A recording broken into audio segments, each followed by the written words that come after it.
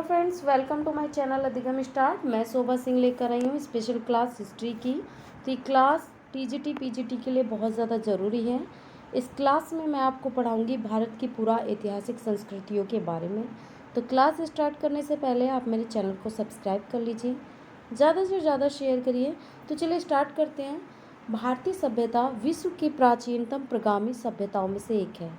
सबसे पहले देखिए, जो भारतीय सभ्यता है वो विश्व की, यानी कि भारत की जो सभ्यता है वो विश्व की प्राचीनतम प्रगामी, जो सबसे प्राचीनतम सभ्यता है वो कहाँ पाई गई है? भारत में पाई गई है। और इस बात की पुष्टि कहाँ से होती है कि यही भारत की जो सभ्यता है, प्राचीन सभ्यता, विश्व की प्राचीनतम सभ्यताओं में से एक है। इस बात की पुष्टि कहाँ से होती है? ये गुजरात के खंपात में। तो खंपात कहाँ है? गुजरात में। लगभग 7500 ईस्वी पूर्व पुराना शहर मिलने से होती है। जो देखिए, इस बात की पुष्टि गुजरात के खंपात में लगभग 7500 ईस्वी पूर्व इतना पुराना शहर मिलने से होती है, जो कि गुजरात में मिला था। आगे देखिए, प्रागैतिहास यानी कि पुराना इतिहास।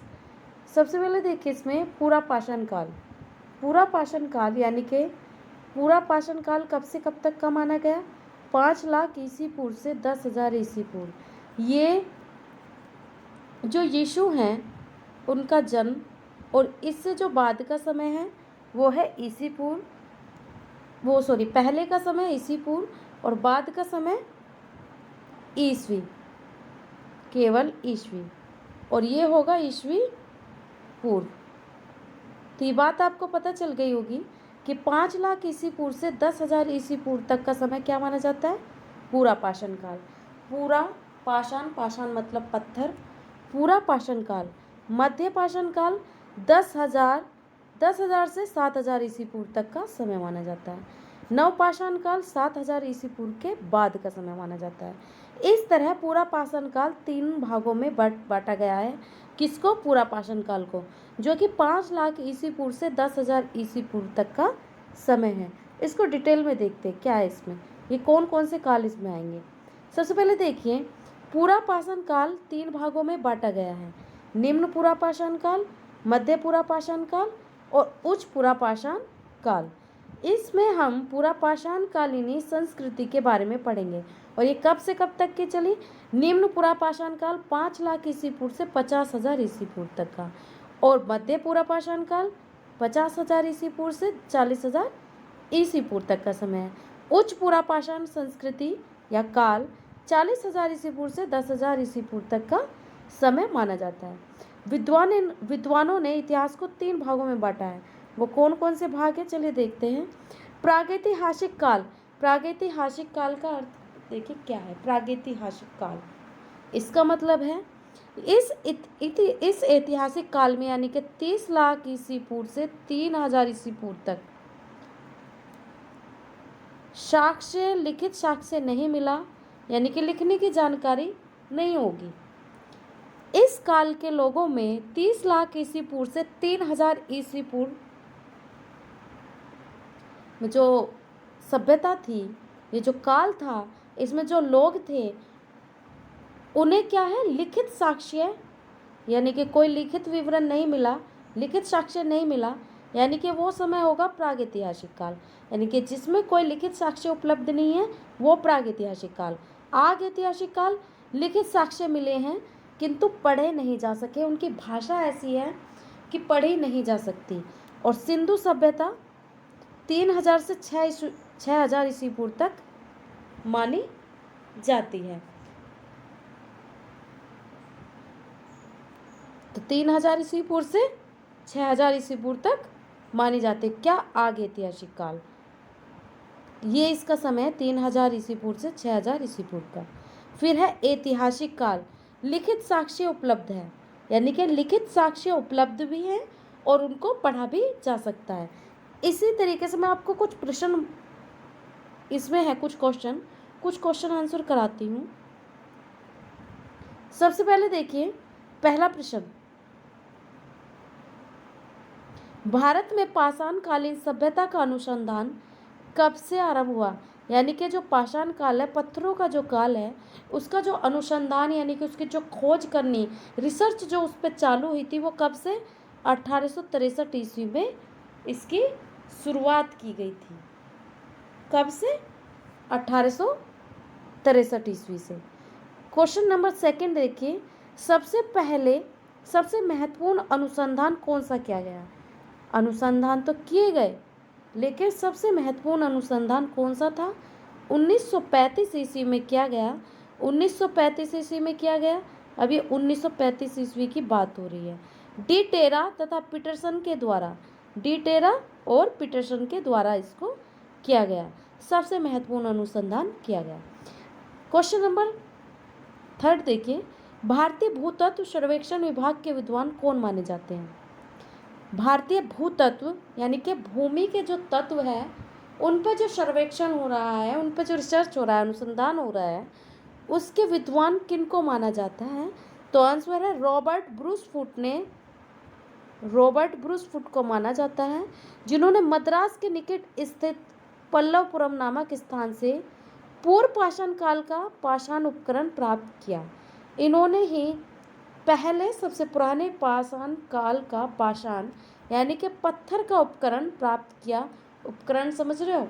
कोई भी चीज़ बनी हुई, यानी पत्थर से बनी हुई कोई भी चीज़ इन्होंने प्राप्त किया। नेक्स्ट क्वेश्चन देखिए, नेक्स्ट क्वेश्चन है, भारत में प्रागैतिहासिक मानव का प्राचीनतम जीवाश्म कहाँ से मिला? प्रागैतिहासिक यानी कि अभी मैंने प्रागैतिहासिक का मतलब क्या है बताया था? कोई लिखित साक्ष्य नहीं है, जिसका कोई लिखित साक्ष्य उपलब्ध ना हो।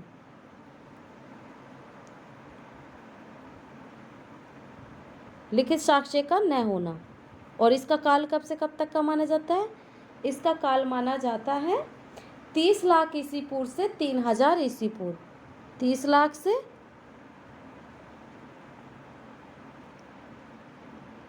3000 ईस्वी पूर्व तक का माना जाता है।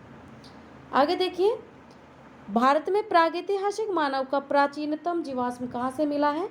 ये मिला है हथनोरा से। कहाँ से मिला है? हथनोरा से। इसी तरीके से मैं आपको कुछ पूरा पाषाण कालीन कुछ सभ्यताओं के नाम बताऊंगी, उनकी खोज कब की गई, प्रथम जानकारी किसको मिली और कहाँ से मिली, इसके बारे में मैं आपको अभी बताती हूँ। सभ्यता का नाम होगा, जानकारी होगी, प्रथम जानकारी कब मिली और उसके अनुसंधानकर्ता कौन थे और स्थान कहाँ क्या था, कहाँ से मिला, ये सब चीज़ें। चलिए सबसे पहले देखते हैं, मैं आपको बताती हूँ पूरा पाषाण कालीन सभ्यता, जिसका पता लगा 1863 ईस्वी में। इसकी खोज की रॉबर्ट ब्रूस फुट ने मद्रास, चेन्नई, पल्लवपुरम से इसका पता लगा। वैसे ही मध्य पाषाण कालीन सभ्यता का 1867 ईस्वी में CL कार्लाइन ने इसका पता लगाया, जो कि विंध्य क्षेत्र में स्थित है। नवपाषाण कालीन सभ्यता का 1860 ईस्वी में पता लगा, जिसका पता लेनमे सूरियर कौन थे? भूतत्व वैज्ञानिक। उन्होंने टोंस नदी घाटी उत्तर प्रदेश से इसका पता लगाया। अब आगे देखते हैं, पूरा पाषाण काल सबसे पहले मानव गतिविधि, मानव अपनी जीविका के लिए खाक संग्रह पर निर्भर था। सबसे पहले देखिए, पूरा पाषाण काल में सबसे पहले मानव ने कौन सी गतिविधि करी, यानी कि सबसे पहले कौन सी एक्टिविटी उसने करनी चालू की? मानव ने अपनी जीविका चलाने की कोशिश की। अगर वो धरती पर आया तो सबसे पहले अपनी जीविका के बारे में सोचेगा, खाने पीने की चीज़ों के बारे में सोचेगा, तभी तो मतलब जिएगा। इसके लिए खाक संग्रह यानी कि खाने की चीज़ों को इकट्ठा करने पर ध्यान दिया और उसी पर वो इकट्ठा किए हुए सामान पर निर्भर रहा। और उसके विशिष्ट उपकरण क्या थे? हैंड एक्स, क्लीवर और स्क्रैपर। इनके नाम आएंगे सीधे सीधे कि पूरा पाषाण कालीन सभ्यता के जो विशिष्ट उपकरण थे वो कौन से थे? वो थे हैंड एक्स, क्लीवर और स्क्रैपर।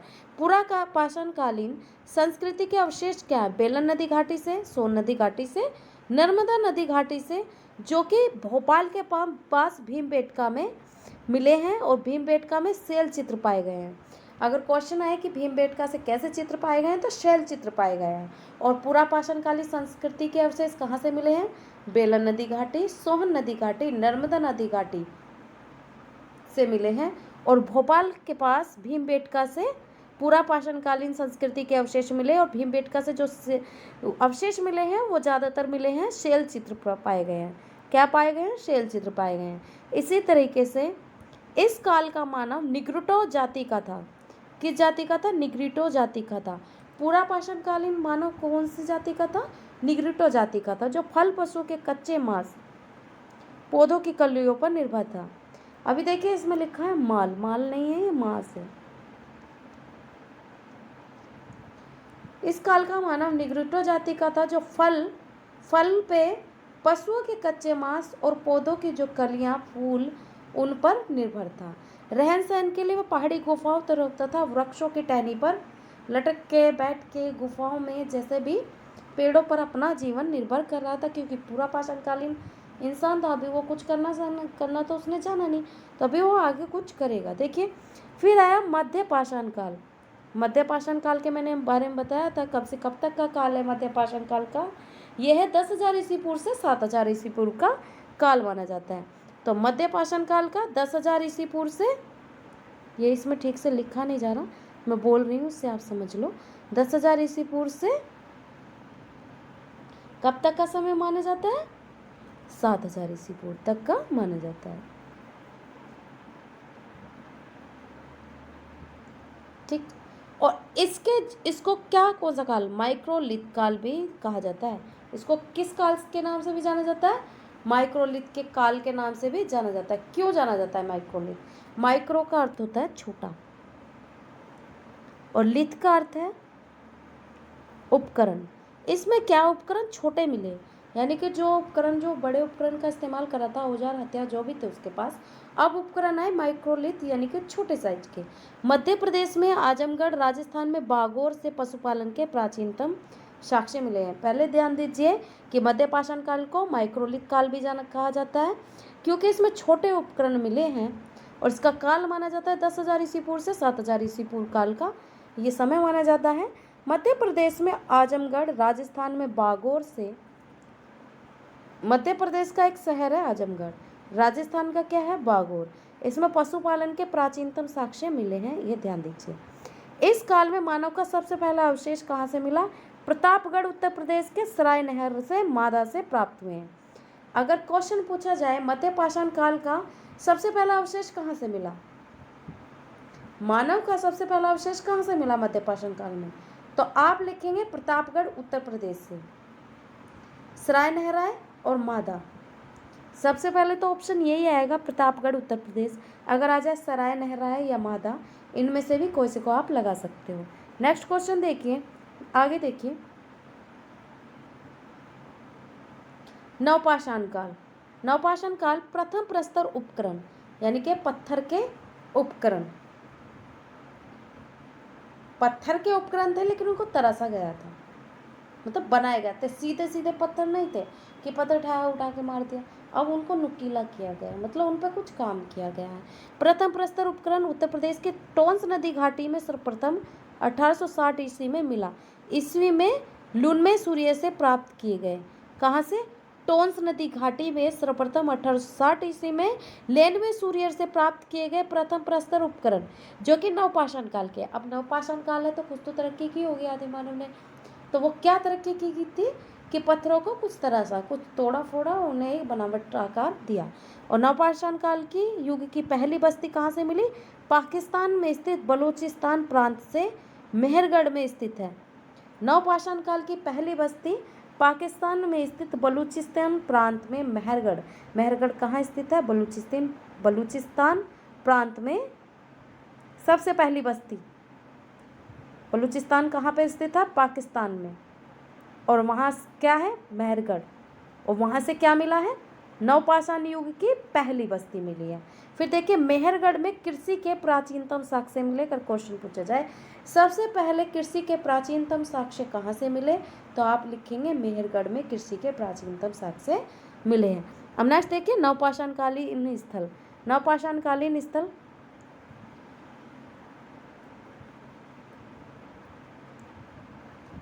बुरझोम, गुफकराल, चिरांद, कोल्ढिवा, मेहरगढ़, ये सभी नवपाषाणकालीन स्थल हैं।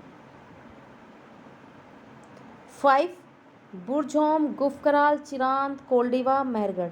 और ये सभी कहाँ पर पड़ते हैं, इनसे क्या प्राप्त हुआ, ये सब मैं आपको अब बताऊंगी। जैसे कि बुर्जोम गुफराल कहाँ पर है? कश्मीर प्रांत में। अनेक प्रकार के गर्तावास, गड्ढाघर, यानी कि गर्तावास का मतलब है जो गड्ढे में खोद के घर बनाए गए हैं। अनेक प्रकार के मृदभांड एवं प्रस्तर हड्डी के अनेक औजार, प्रस्तर हड्डी यानी कि हड्डी को काट पीट के जो उसको तराश के औजार बनाए गए हैं। फिर देखिए बुर्जोम, जम्मू कश्मीर में है बुर्जोम। कब्र में पालतू कुत्ते के साथ मालिक को दफनाया गया जाता था। अगर आपसे क्वेश्चन पूछा जाए कि सबसे पहले कब्र में पालतू कुत्ते के साथ मालिक को दफनाने का साक्ष्य कहाँ से मिला है, तो वो मिला है बुर्जोम से। और बुर्जोम कहाँ पर स्थित है? जम्मू कश्मीर में स्थित है। अब नेक्स्ट देखिए, आगे देखिए, कुत्ते के साथ मालिक को दफनाने की प्रथा, कुत्ते के साथ मालिक को दफनाने की प्रथा किसी भी नवपाषाणकालीन स्थल से प्राप्त नहीं हुई है। किसी भी नवपाषाणकालीन स्थल से प्राप्त नहीं हुई है। नेक्स्ट देखिए, चिरांद बिहार एकमात्र ऐसा नवपाषाणकालीन स्थल है जहां से अधिक मात्रा में हड्डी के उपकरण मिले हैं। चिरांद बिहार एकमात्र ऐसा नवपाषाणकालीन स्थल है जहां से, अभी यहाँ पर देखिए थोड़ा सा,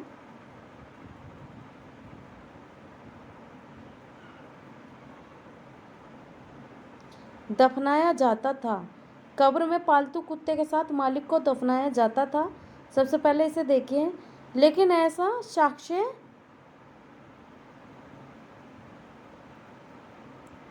केवल बुर्जोम से ऐसा मिला है। अभी यहाँ पर आपको ये लिखना होगा, बुर्जोम से ऐसी जानकारी मिली है, जम्मू कश्मीर से ही इसी बात की जानकारी मिली है कि कब्र में पालतू कुत्ते के साथ मालिक को दफनाया जाता था। वरना सिटी तो अन्य भी हैं, ये अन्य जगह भी हैं, गुफकराल, चिरांद, कोल्डिवा, मेहरगढ़, इनसे नहीं मिला कहीं से भी। सबसे कहाँ से मिला है? बुर्जोम से मिला है केवल। अब देखिए चिरांद बिहार एकमात्र ऐसा नवपाषाणकालीन स्थल है जहाँ से अधिक मात्रा में हड्डी के उपकरण मिले हैं, मुख्य रूप से हिरण के सींगों के हैं। चिरांद बिहार से एकमात्र ऐसा नवपाषाणकालीन स्थल है जहाँ से अधिक मात्रा में हड्डी के उपकरण मिले हैं और मुख्य रूप से किसके हैं? हिरण के सींगों के हैं। और अवस्था इनकी कैसी है? ताम्रपाषाणिक है। अवस्था कैसी है? जैसे कि ताम्रपाषाणिक यानी कि जो तांबे का काल था उस काल की अवस्था ये है। कोल्डिवा इलाहाबाद में स्थित है। नवपाषाण काल का पुरास्थल है जहाँ से प्राचीनतम चावल के साक्ष्य, सबसे पहले चावल के साक्ष्य किस नवपाषाण कालीन स्थल से मिले हैं? कोल्डिवा इलाहाबाद से मिले हैं। लगभग 6000 ईस्वी पूर्व प्राप्त हुए, अब से 6000 साल पहले प्राप्त हुए। नेक्स्ट देखिए, नवपाषाण युग के निवासी सबसे पुराने कृषक समुदाय के थे। जो नवपाषाण युग के निवासी हैं वो सबसे पुराने कृषक समुदाय के थे। वरना अभी देखिए, सबसे पहले पूरा पाषाण काल था, उसमें भी कृषक समुदाय के लोग नहीं थे। मध्य पाषाण था, उसमें भी कृषक समुदाय के लोग नहीं थे। तो नवपाषाण काल में ही केवल पुराने कृषक समुदाय के लोग थे जो मिट्टी के बने गोलाकार या आयताकार घरों में रहते थे। मिट्टी के बने हुए गोलाकार, ये ऐसे ऐसे गोल घर थे इनके, गोल ऐसे नहीं थे, ऐसे मत समझ लेना, ऐसे नहीं थे, गोल झोपड़ी और गोल घर, ऐसे घरों में रहते थे। गोलाकार या आयताकार, ऐसे झोपड़ी बड़ी और ऐसे उनका घर है। आयताकार इसी को बोला जाता है, ऐसे घर है उनके। झोपड़ी ऐसे मान लो इन्होंने झोपड़ी डाली हुई तो ऐसे, ठीक। आयताकार घरों में रहते थे, गोलाकार और आयताकार घरों में निवास करते थे। नेक्स्ट देखिए, मेहरगढ़। जम्मू कश्मीर के लोग अधिक उन्नत थे। गेहूँ जो कपास उगाते थे, मतलब कृषि करते थे, तो वो उन्नति की तरफ जा रहे थे, उन्नत थे। और जम्मू कश्मीर के लोग अधिक उन्नत थे जो गेहूँ जो कपास उगाते थे, कच्ची ईंटों के घरों में रहते थे। अब आपसे पूछा जाए कि मेहरगढ़ के लोग या नवपाषाण कालीन स्थल के लोग कैसे घरों में निवास करते थे? कच्ची ईंटों के घरों में रहते थे। नवपाषाण युग का प्रमुख स्थल बेलोरी। नवपाषाण युग का जो प्रमुख स्थल है बेलोरी कर्नाटक में स्थित है। कुंभकारी नवपाषाण काल में दिखती है। जो कुंभकारी है वो नवपाषाण कालीन में दिखती है। नेक्स्ट देखिए, नवपाषाण युग की मुख्य उपलब्धि क्या थी? नवपाषाण युग की मुख्य उपलब्धि थी खाद्य उत्पादन, खाने पीने की चीज़ों को उगाना चालू कर दिया, उसका विस्तार किया। पशुओं के उपयोग की जानकारी मिली कि पहले पशुओं को पाला जाएगा, कृषि की जाएगी, उन्हें चारा खिलाया जाएगा, फिर उनसे दूध प्राप्त किया जाएगा। पशुओं के उपयोग की जानकारी प्राप्त हुई, ग्रामीण जीवन का विकास हुआ। इसी तरीके से ग्रामीण जीवन का विकास हो गया क्योंकि उन्होंने पहले खेती की, सबसे पहले उन्हें किसकी जानकारी हुई, पशुओं को पालना है। पशुओं को पालना, उनके चारे के लिए कुछ चाहिए तो कृषि करनी है, यानी कि उनके लिए चारा उगाना है। कृषि की जानकारी हुई तो क्या हुआ, ग्रामीण जीवन का विकास हो गया, अब वो गाँवों की तरह रहने लगे। ठीक है, आगे देखें। नेक्स्ट है ताम्रपाषाण काल।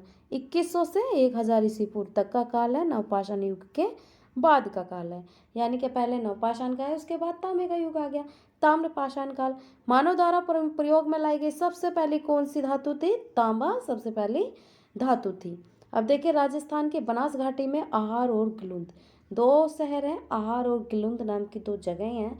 कहाँ है, राजस्थान की बनास घाटी में।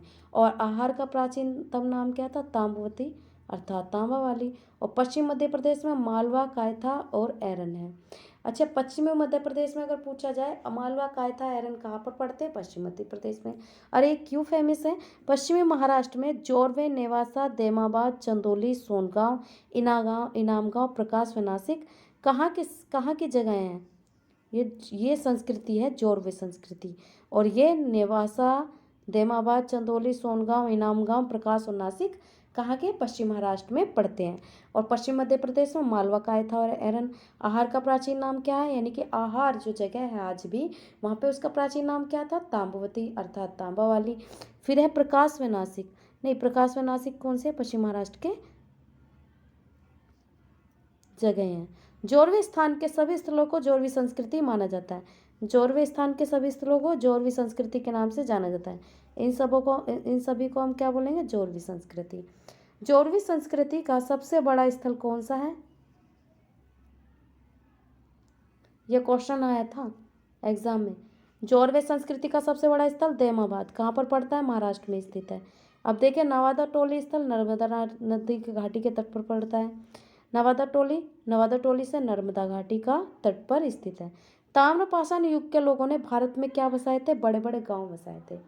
अब देखिए, पहले तो गांव बसाए नवपाषाण युग के लोगों ने, कृषि करना सीख लिया, कृषि के बाद पशुपालना सीख लिया। पशुपालन के साथ साथ उन्हें जानकारी हो गई कि हाँ, अब ग्रामीण जीवन जिया जाए और हमें खाने पीने की चीज़ें भी मिलती रहेगी, पशु भी पलते रहेंगे इस कृषि के द्वारा। और फिर क्या हुआ, फिर आया ताम्रपाषाण काल। ताम्रपाषाण काल के लोगों ने और बड़े बड़े गांव बसाने चालू कर दिए। अब देखिए, ताम्रपाषाण युग के लोग अधिकांश पत्थर तथा तांबे की वस्तु का प्रयोग करते थे। ताम्रपाषाण युग के लोग क्या करते थे, पत्थर और तांबे की वस्तुओं का ज़्यादा इस्तेमाल कर रहे थे। इनाम गांव से मातृ देवी की प्रतिमा, इनाम गांव एक जगह है और जो कि कहाँ पर स्थित है, मैंने बताया था पश्चिमी महाराष्ट्र में।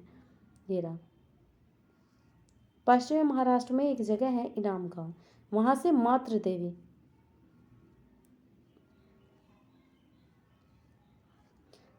देवी की प्रतिमा प्राप्त होती है। ये लोग क्या करते थे, अगर प्रतिमा प्राप्त हो रही है तो उससे लगेगा कि मातृ देवी की ही पूजा करते थे। आहार का प्राचीन नाम ताम्रवती अर्थात तांबा वाली, दूसरी बार रिपीट हो गया। आहार संस्कृति का स्थानीय केंद्र कौन सा था, गिलुंद। अगर पूछा जाए आहार संस्कृति जो थी उसका स्थानीय केंद्र क्या था, तो आहार और गिलुंद के बारे में मैंने भी पढ़ा था, तो इसका जो केंद्र था वो था गिलुंद। आहार संस्कृति के लोग क्या करते थे, पशुपालन करते थे, खेती करते थे और किसका शिकार करते थे, हिरण का शिकार करते थे। और इनके प्रमुख पशु कौन से थे, गाय, भेड़, बकरी, सुअर और ऊंट। मुख्य खाद्यान्न चावल क्या थे, मुख्य खाद्य पदार्थ खाद्यान्न चावल, यानी कि खाने का जो कौन सा अन्न था वो था चावल, गेहूं, बाजरा, मसूर, उड़द, मूंग दाल, मटर। बिहार और पश्चिम बंगाल में मछली पकड़ने के कांटे चावल के प्रमाण प्राप्त हुए हैं। मछली और चावल वहाँ के लोगों का मुख्य आधार था। बिहार और पश्चिम बंगाल में क्या मिला, मछली पकड़ने के कांटे मिले, चावल के प्रमाण प्राप्त हुए हैं और मछली और चावल वहाँ के लोगों का मुख्य आहार था। मान लिया गया है, जब चावल मिल रहे हैं तो जाहिर सी बात है वहाँ के लोग चावल ही ज़्यादा खाते होंगे। यही सोच के बिहार को ये घोषित कर दिया कि यहाँ के लोग चावल ही ज़्यादा खाते होंगे। महाराष्ट्र में कपास को सेमल सन की रुई से बने धागे मिले। महाराष्ट्र में क्या मिला, कपास मिला, सेमल सन मिला और रुई से बने धागे मिले। रुई से बने क्या मिले, रेशे मिले, धागे मिले। अब देखिए, ताम्रपाषाण लोग पक्की ईंटों से अनजान थे। ताम्रपाषाण लोग क्या थे, पक्की ईंटों से अनजान थे और अधिकतर गीली मिट्टी को थोपकर अपने घर का निर्माण करते थे। कच्ची ईंट बनाई, कच्ची ईंट लगाई, कच्ची ईंट को लगाया, ऐसे कच्ची ईंट को लगाया, फिर इस पे क्या किया, गीली मिट्टी को थोपा गया। गीली मिट्टी को क्या किया गया, थोपा गया। गीली मिट्टी को थोपकर अपने घर का निर्माण करते थे। कभी कभी अपने घर कच्ची ईंटों से भी बनाते थे।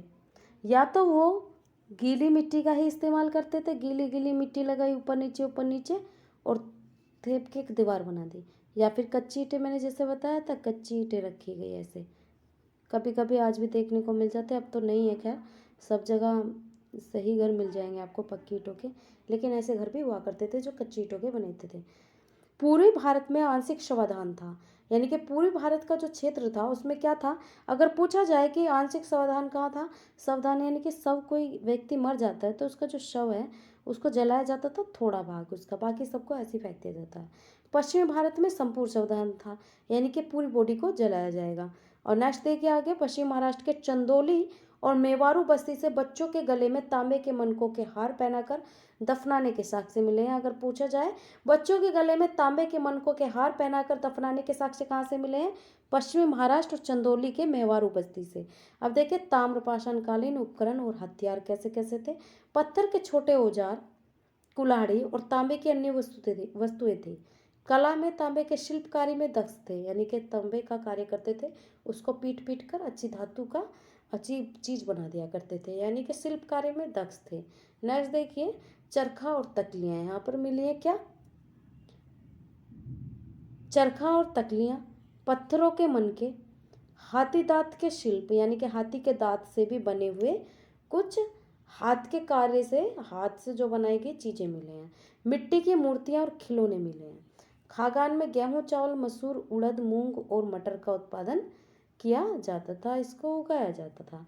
वस्त्र और परिधान कैसे थे, सिंधु घाटी सभ्यता, ये पूरा ऐतिहासिक संस्कृति यानी कि अभी हम जो पढ़ रहे हैं। ताम्रपाषाण काल के वस्त्र और परिधान कैसे थे, कपास और सेमल की रुई के धागों से बने वस्त्र थे, कपास और सेमल की रुई के धागे से बने वस्त्र। पशुपालन में गाय, भेड़, बकरी, सुअर, भैंस पाली जाती थी, गाय, भेड़, बकरी, सुअर और भैंस। धार्मिक आस्था थी, मातृ देवी की पूजा, वृषभ की मूर्ति के प्रति आस्था, यानी कि वृषभ की मूर्ति यानी कि आप सांड की एक प्रतिमा समझो, उनकी मूर्ति की पूजा करते थे, वृषभ उन्हीं को कहा गया। और मातृ देवी की पूजा की जाती थी। जीवन क्या था, स्थायी आवासीय जीवन था, यानी कि एक जगह पर रहते थे, यानी कि खाना बदोश थे, इधर उधर घूम रहे थे, आज यहाँ रह लिए कल वहाँ पे रह लिए, जगह चेंज नहीं करते थे, स्थायी जीवन था, एक ही जगह पर रहते थे। झोपड़ी एवं कच्चे मकानों में निवास करते थे, मैंने अभी पढ़ाया।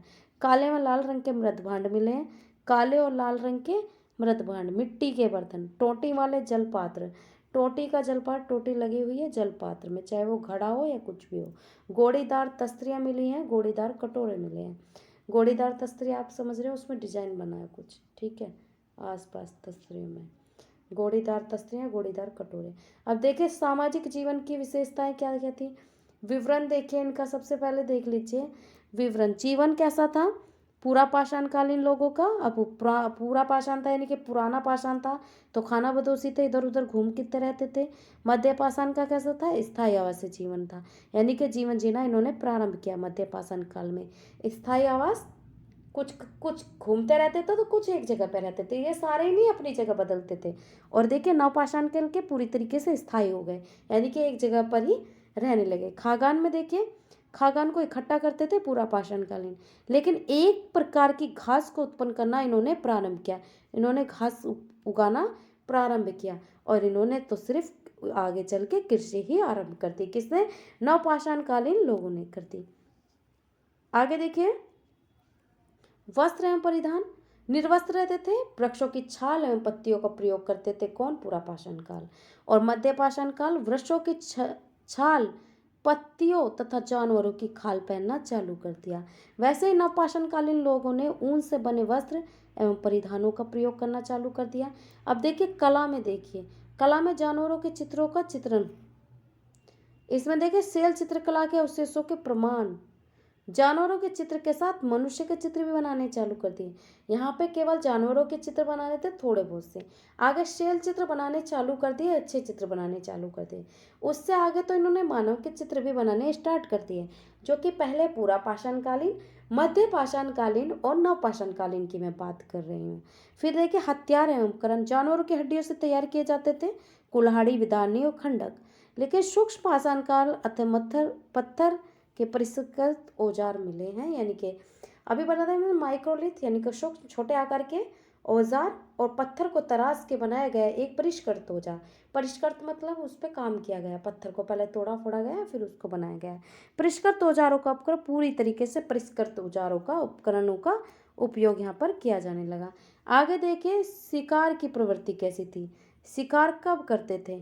पूरा पाषाणकालीन आहार के लिए पशुओं का शिकार करते थे, ये भी आहार के लिए करते थे न मध्य पाषाणकालीन। अब शिकार के साथ साथ पशुपालन की प्रवृत्ति का भी विकास होने लगा। शिकार भी कर रहे थे और पशुपालने की भी प्रवृत्ति रख रहे थे। अब देखिए धार्मिक आस्थाएं, सूर्य चांद नदियां पर्वतों के प्रति, सूर्य चांद नदी इनके प्रति आस्था थी। दिन निकलता है, क्यों निकलता है भाई, दिन हो रहा है तो सूरज निकल रहा है, यही सबसे बड़े देवता मान लिए। ठीक है, रात हो रही है तो क्यों हो रही है, चांद आया रात हुई तो चांद को ही बड़ा देवता मान लिया। नदियां हैं, पर्वत हैं, बड़े ऊंचे हैं पहाड़ और नदियां, उनसे पानी प्राप्त हो रहा है तो उनको मान लिया अपना भगवान, यानी कि उनके प्रति आस्था ज़्यादा हो गई।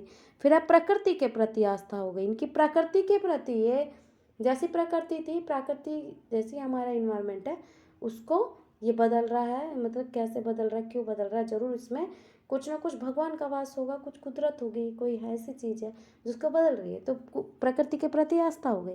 अब सीधा देखें नवपाषाण काल में मातृ देवी की पूजा के प्रमाण मिल गए हैं। मातृ देवी की पूजा के प्रमाण कहाँ से मिले हैं? नवपाषाण कालीन से। सावधान देखिए, सावधान में शव को जमीन में गाड़ दिया जाता था पूरा पाषाण काल में। शवों को खुले स्थान में भी पशु पक्षियों के लिए छोड़ दिया जाता था जिससे पशु पक्षी उन्हें खा ले। ऐसा कौन लोग करते थे? ऐसा करते थे पूरा पाषाण काल के लोग। अब देखिए मध्य पाषाण काल के क्या कर रहे हैं। शव को जमीन में दफना करने के प्रावधान के साथ साथ सावधान के साथ संबंध अनुष्ठान का प्रयोग करते थे। जैसा जैसा अनुष्ठान था वैसा वैसा उसके साथ करते थे और ज़मीन में उसको गाड़ने लगे। और यहाँ तक के जो प्रथा थी कि हाँ खुले में छोड़ कर आओ मानव को, वैसा कुछ नहीं था। अब गाड़ने का पूरा प्रावधान हो गया। अब देखिए नवपाषाण कालीन लोग क्या कर रहे थे। शवों के साथ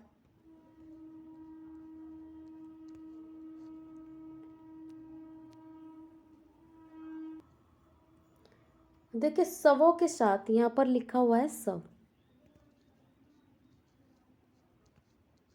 शवों के साथ कुत्तों को दफनाने की प्रथा प्रचलन में आई। जैसे जम्मू कश्मीर में शवों को दफनाने के लिए कमरों का निर्माण आरंभ हुआ।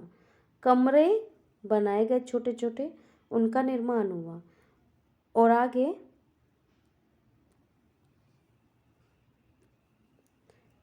कुछ बस्तियों के शवों को जलाने की प्रथा भी प्रचलित थी।